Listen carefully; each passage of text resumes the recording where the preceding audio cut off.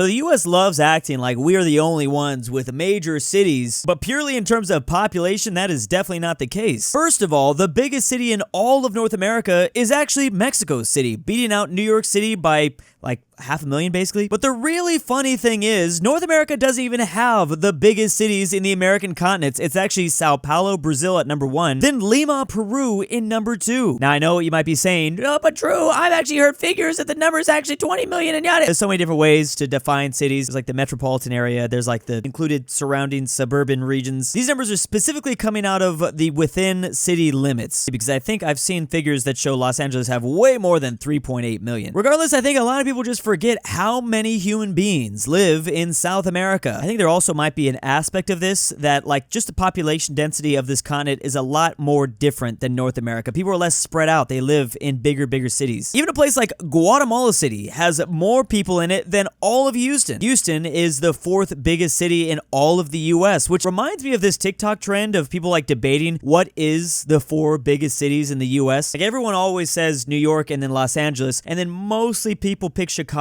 but no one can figure out or come into agreement what the 4th big city is. And it's not purely a population thing. We're talking culturally, we're talking influence. AI seems to say it's actually Washington, D.C. that's the 4th largest. I mean, I guess I get that argument, but I don't agree. Kind of boring, I feel like. It's just funny that the only thing we can all agree on is that it's definitely not Houston. It is not Houston in 4th. I like Miami personally, but I know that's kind of a random one. Now, the reason why Brazil has so many cities on this list is you have to consider the land they live on. A lot of this is literally just the Amazon rainforest. Their population all reside along the coast. It's not like the USA where we are afforded the luxury of being able to spread out. The US has so much livable, habitable land. Like, we don't gotta live in the big cities, whereas in a lot of other places in Latin America, they do. They gotta live in the big cities to survive. Sao Paulo is actually not only the biggest city in the Americas, but also the entire southern hemisphere.